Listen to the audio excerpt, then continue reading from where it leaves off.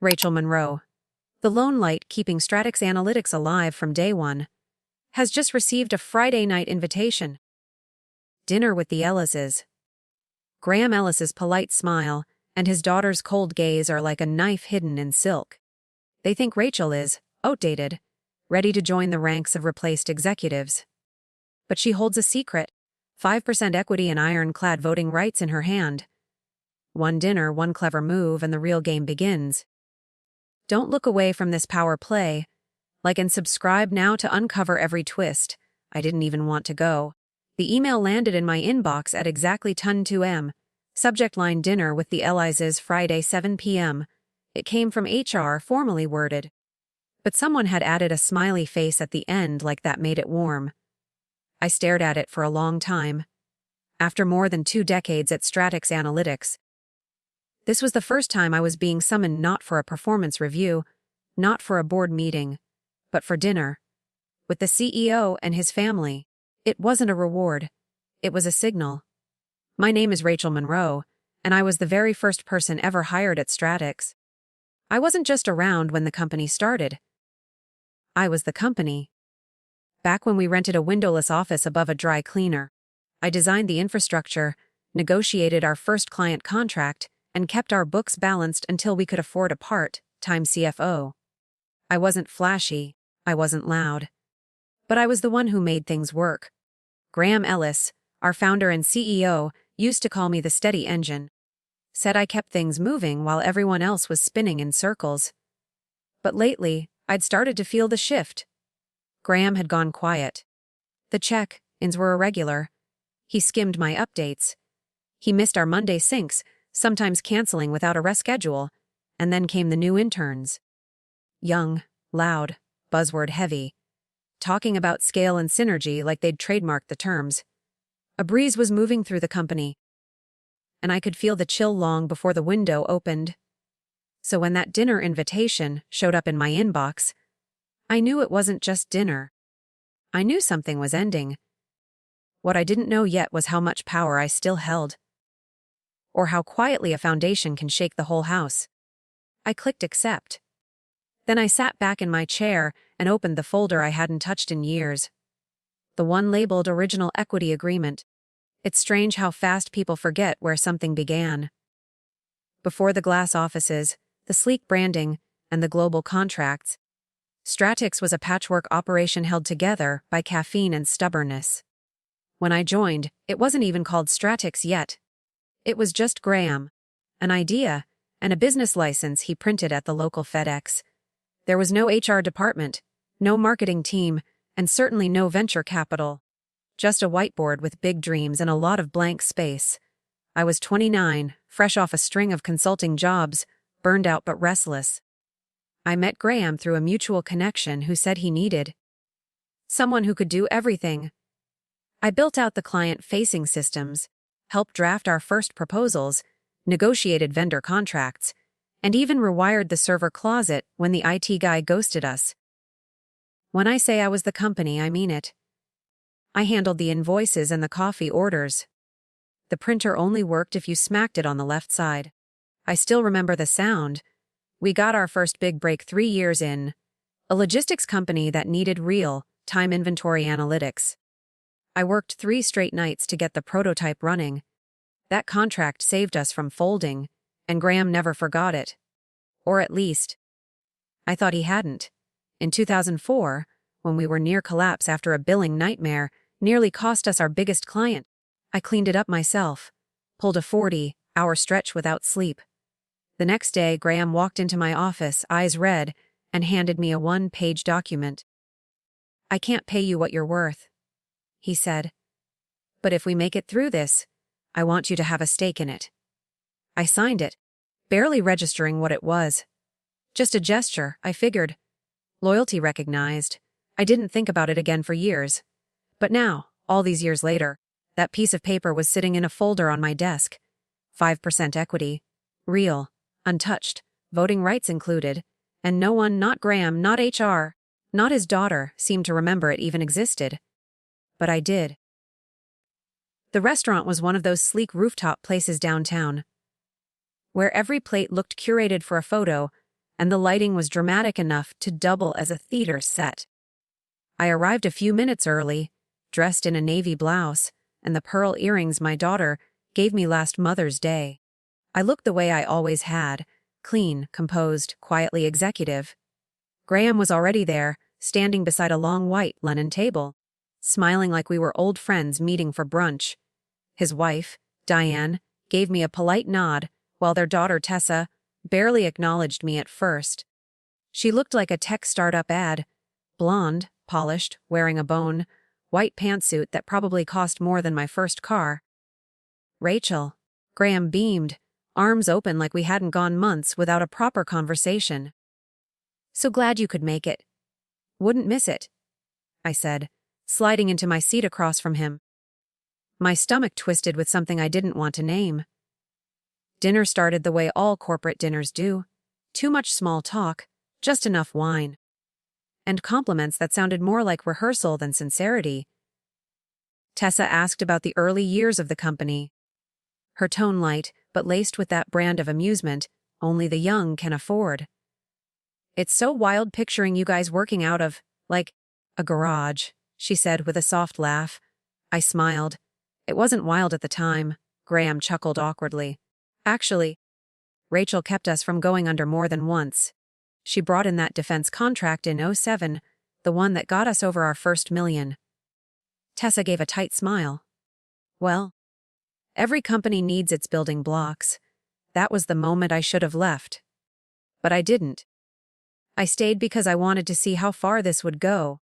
Halfway through the main course, halibut over saffron rice, Graham folded his hands like he was preparing to pray. Rachel, he began. We've been doing some long-term planning.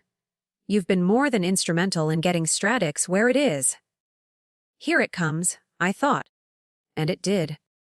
But as we position the company for its next phase, Graham continued, we feel it's time to bring in a new generation.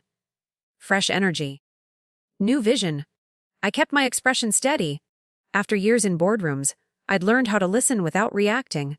He went on, explaining that Tessa had just finished an executive leadership program at Stanford.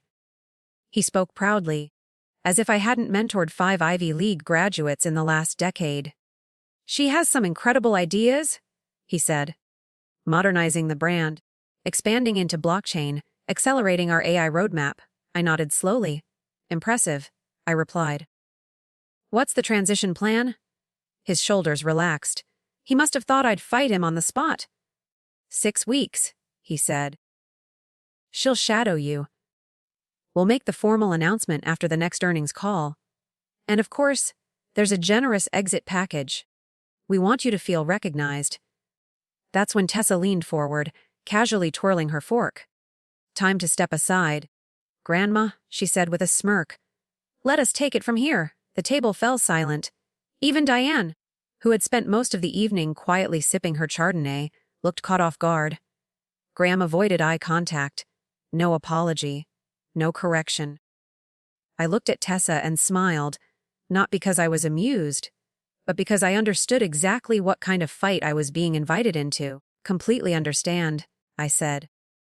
Because what they didn't know, and had clearly forgotten, was that Stratix wasn't just a company I helped build. It was a company I partially owned.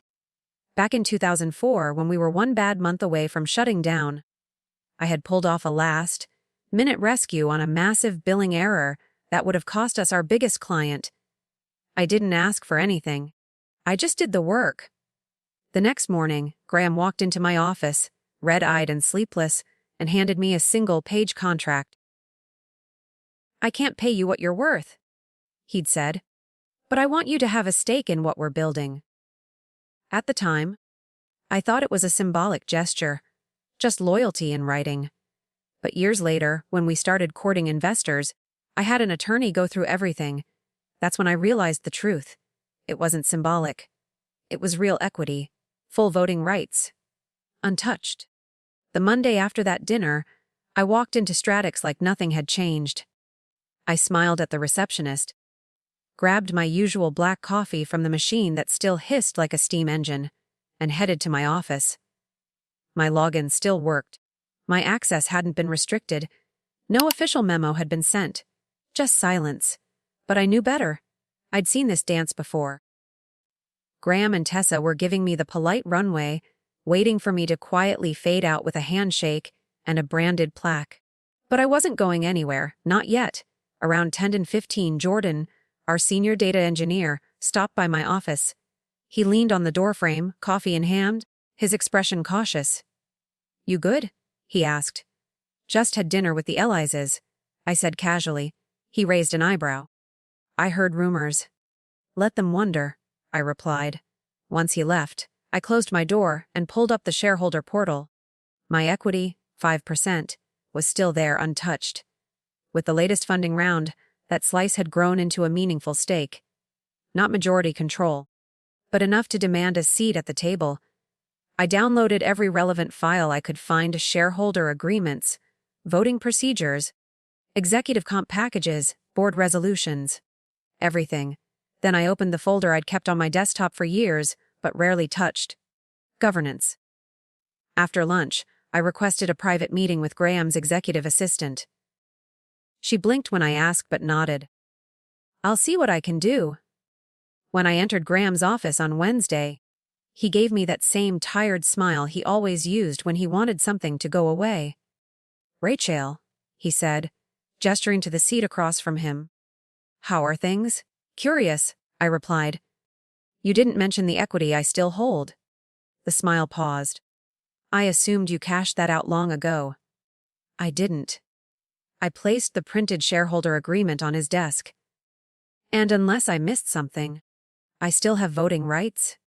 He folded his hands. "Rachel, this doesn't need to get complicated. We're offering a generous exit." I looked at him evenly. "I'm not leaving. I'll support the transition. But if Tessa plans to change anything structural, I want my say." Tessa showed up early on Monday, bright and caffeinated, holding 2 coffees like we were old friends. She handed me one with a too sweet smile and said, "Thought we could sync up before the week kicks off." I took the cup without reacting and motioned to the side chair in my office. She sat like she already owned the place, legs crossed, notepad open, ready to take notes on a job she didn't understand. Her questions were rehearsed. "Who handles vendor onboarding? What's our policy on legacy accounts? Do you always approve budget requests manually?" I answered her patiently, one by one. "I do. Manual review catches errors that automation doesn't, especially with older systems." She blinked, not hiding her confusion. "But predictive tools could streamline a lot of this." "Only if the data behind them is clean," I said. "Some of our legacy clients are running software older than you. Garbage in, garbage out." That made her smile falter, just for a second. Then she nodded, scribbled something in her notebook, and said, "You're a bit old school, huh?" I smiled. Old school kept this company from collapsing during 3 separate recessions. She didn't have a comeback. That afternoon, she walked into a department head meeting and introduced herself as transition lead. Before anyone from the board had made it official, I noticed she'd invited everyone except me. Jordan forwarded me the meeting invite anyway. Subject line: Vision 2.0, Stratix's future begins now. I opened the agenda and skimmed through her plans: new branding, aggressive hiring freeze, potential outsourcing of back-end operations. I laughed. Outsourcing the back-end was suicide. Half our value proposition was our hands on support and custom integrations. Clients didn't choose us for flashy dashboards. They chose us because we kept their systems from collapsing in the middle of quarterly audits. She didn't understand the company. She understood the image of it. She was leading with style, not substance. And worse, she thought no one would question her. I closed the tab and leaned back in my chair. I wasn't ready to move just yet. But I was watching. And waiting. By Wednesday, the shift was impossible to ignore. Tessa had scheduled a second strategy meeting, this time in one of the executive conference rooms, complete with catered lunch and printed agendas. Once again, I wasn't included. She'd even had the nerve to title the session, Operational Evolution Next, Gen Leadership. Jordan sent me the invite again, quietly. Figured you'd want to look. I read it in silence. She planned to roll out a phased modernization strategy that included consolidating support teams, cutting back end staffing, and eliminating manual compliance checks. It was bold, ignorant, and dangerous. I wasn't surprised she didn't want me there. She didn't want to be questioned. That afternoon, Graham stopped by my office. It had been months since he'd just shown up unannounced. "How's everything going with Tessa?" he asked, casual but cautious. I gave him a look. "She's getting a lot of visibility," he added. "Visibility isn't the same as knowledge," I replied. He shifted, uncomfortable. "You've always been the soul of this place. Rachel, you invited me to dinner to get the soul out of it," I said evenly. He didn't respond right away. I let the silence stretch. Finally, I added, "I know about the Series C dilution. You're preparing Stratix for acquisition." His eyes widened slightly. "How?" "I've been here long enough to know how the air changes before a storm." He didn't deny it. Just looked at the floor like the weight of it all had finally landed. The board wanted a new narrative. He muttered. "Fresh leadership. Strong optics. You thought that narrative didn't include me."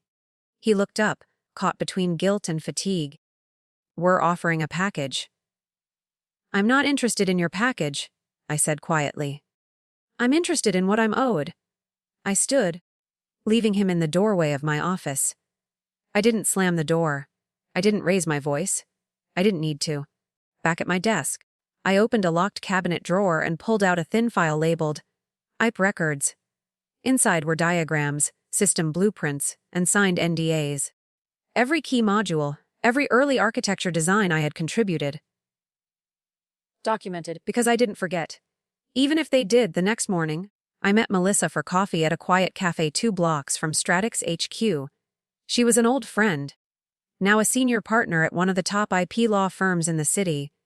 We hadn't talked face to face in years, but when I laid the folder between us, she opened it with the precision of someone who knew exactly what to look for. "Can I protect this?" I asked. She flipped through the documents. Early stage technical specs, source code snapshots, an NDA from 2005, signed by Graham himself that acknowledged proprietary elements originating from my prior consulting work. "Not only can you protect this," she said, tapping the edge of the page, "you already own parts of it, especially if you've maintained consistent authorship or oversight. And with your equity, you've got leverage they clearly didn't account for." I nodded slowly, the years of work pressing heavily on my chest. All the all-nighters, the duct tape fixes, the late invoices, the quiet wins, people had forgotten. But I hadn't. I walked back to the office more focused than angry. People passed me in the hallway with polite nods. I nodded back, letting them wonder why I looked so calm. By Friday, the whispers had started. Why was I still around? Why hadn't Tessa officially taken over? I smiled as I walked by the kitchen, letting the questions hang in the air.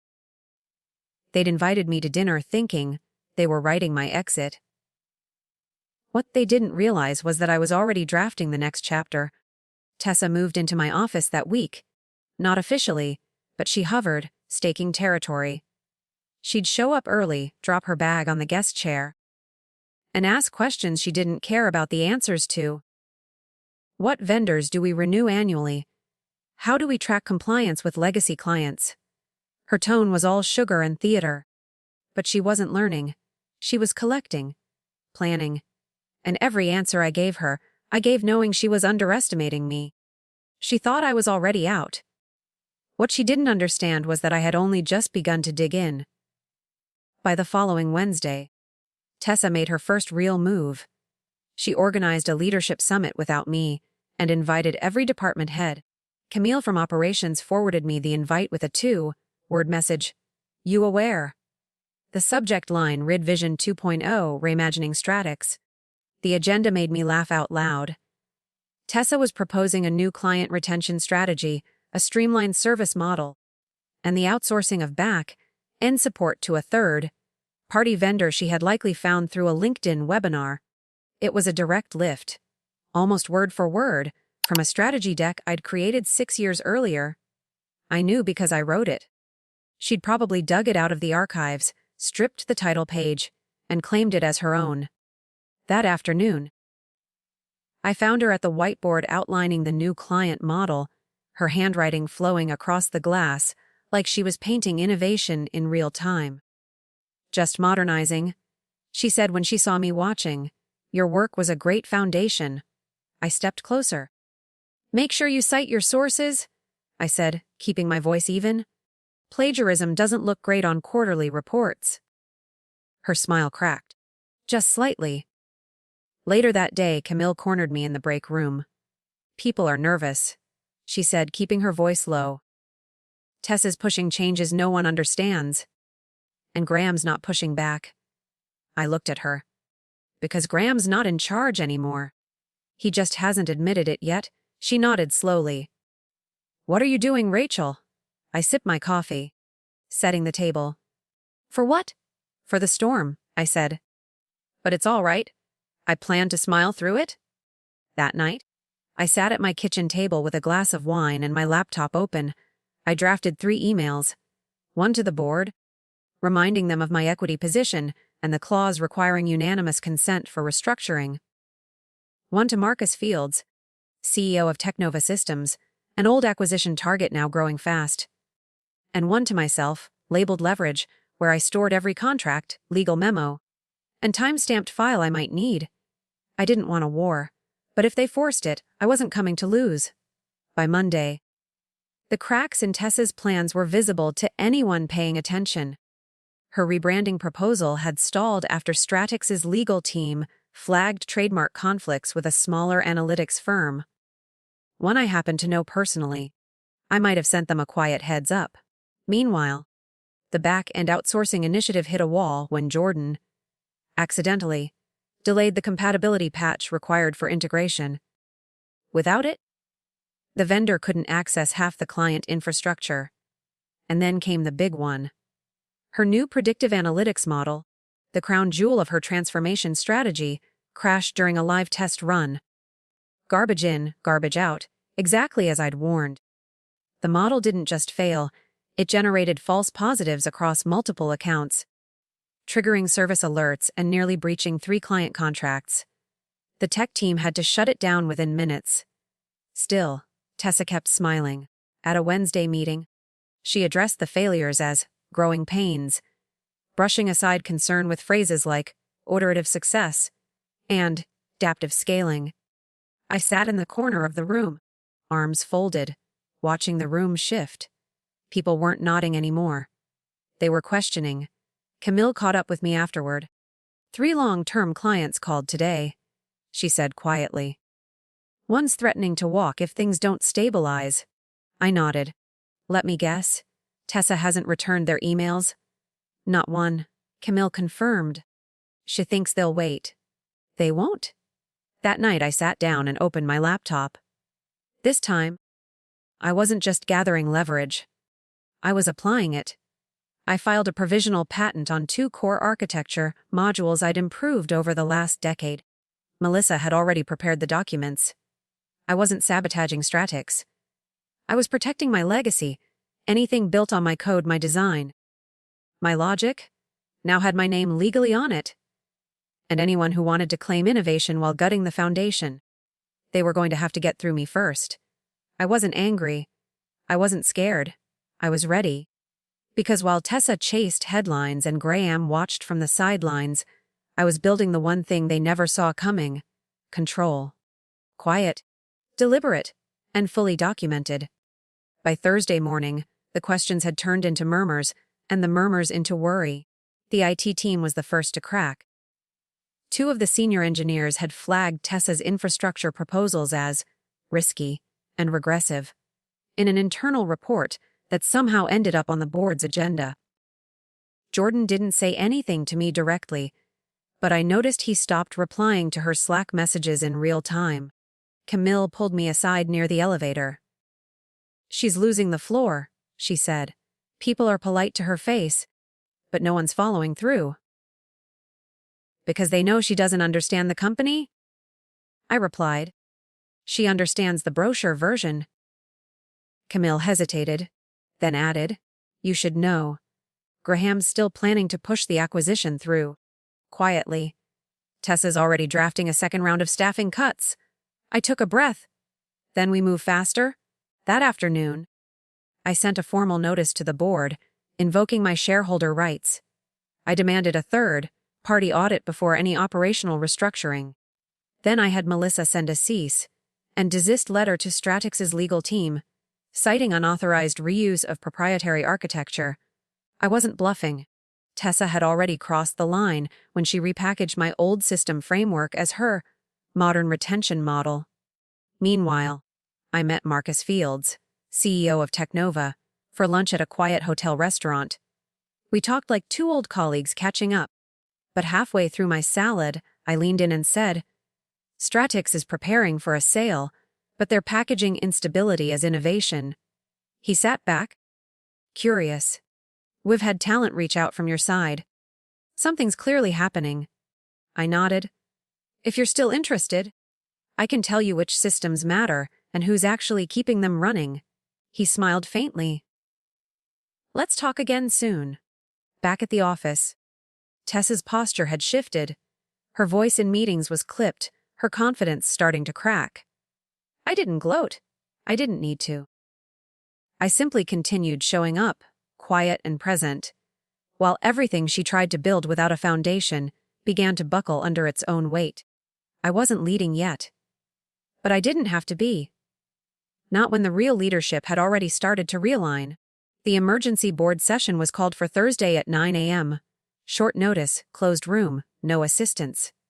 Just the executive team, department heads, board members, and unexpectedly, Marcus Fields from Technova. He sat at the far end of the table with the calm, detached demeanor of someone who'd already read the ending and was just watching everyone else catch up. Graham looked 10 years older than he had 2 weeks ago, his tie slightly askew, eyes dull. Tessa sat next to him, flipping nervously through a leather notebook that looked untouched. I sat across from them, my files organized. Every point I intended to make committed to memory. Linda Warren, the board chair, opened the session. Before we begin, she said, we need to address the matter raised by shareholder Rachel Monroe. She nodded toward me.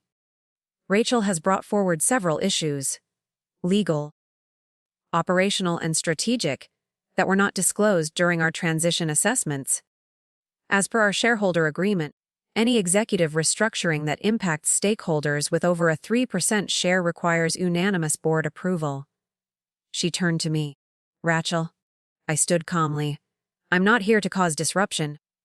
I'm here because the foundation of this company is being eroded under the guise of innovation. I've given over 2 decades to Stratix.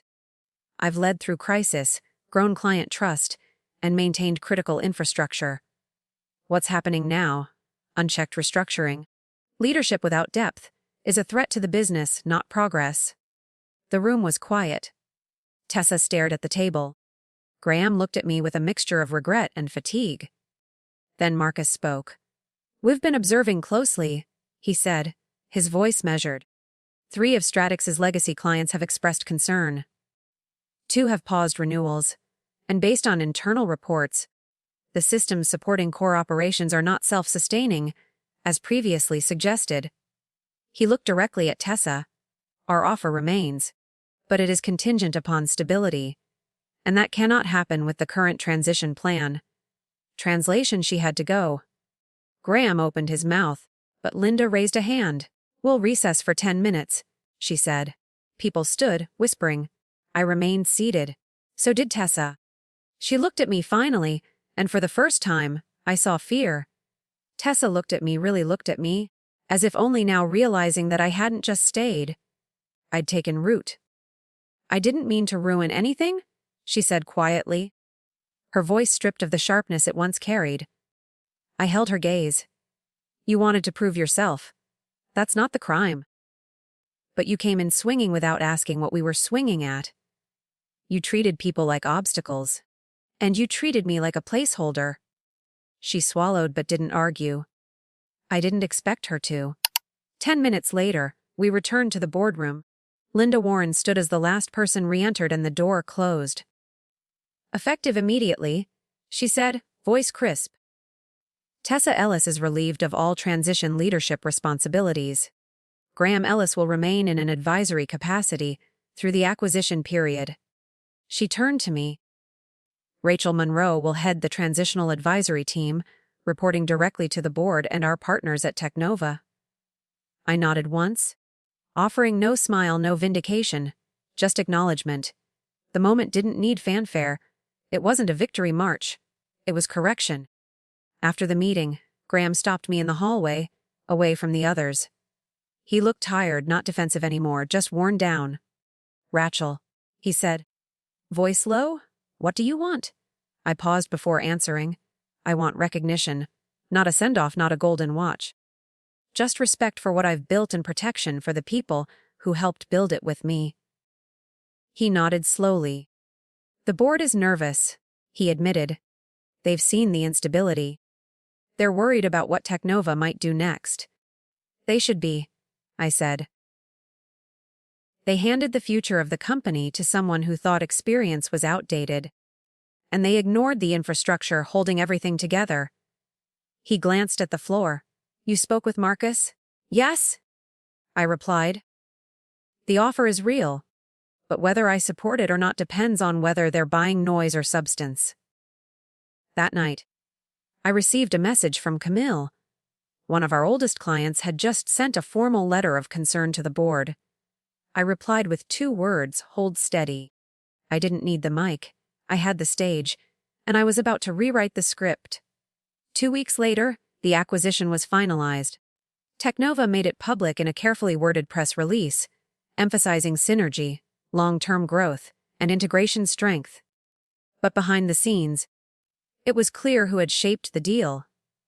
I had signed on as lead consultant for the transition, with full autonomy over system integration, personnel continuity, and client assurance protocols. The contract paid me 3 times my former salary, but more than that. It gave me what I truly wanted: authority over what I'd built and the chance to protect it. I didn't return to my old office. Tessa had vacated it quietly, without a goodbye email or a farewell lunch. Graham met me in the lobby one final time. He shook my hand, his eyes resigned. "I'm sorry," he said. "I know," I replied. "I meant it." There was no victory in his defeat, only clarity. I selected a new leadership team. Camille stepped into the role of director of operations, and Jordan took over engineering. I didn't need to micromanage.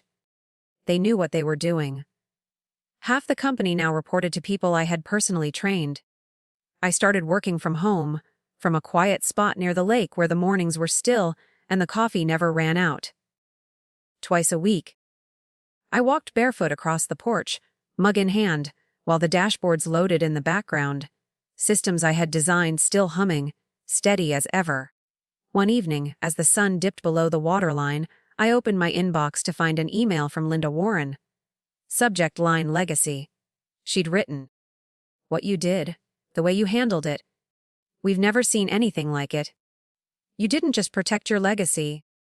You reminded everyone what real leadership looks like." I stared at the message for a long time, letting the weight of it settle. This had never been about revenge or ego. It had been about value. Not the kind listed in a stock report, but the kind that's earned over time. Through storms weathered and systems saved. I didn't need a title to prove it. I only needed the truth to be seen. And finally it was. Sometimes the world will overlook you, until you remind it who built the foundation. Real power isn't loud, it's steady. It's earned. And when the moment comes, it doesn't shout. It decides. If this hit something real for you, tell me in the comments. When did you realize your worth wasn't up for debate? And don't just watch from the sidelines. Subscribe now. This channel is for those who've been underestimated, overlooked, or pushed aside, and are ready to rise without asking permission. Your story belongs here. Stay, speak, and take up space.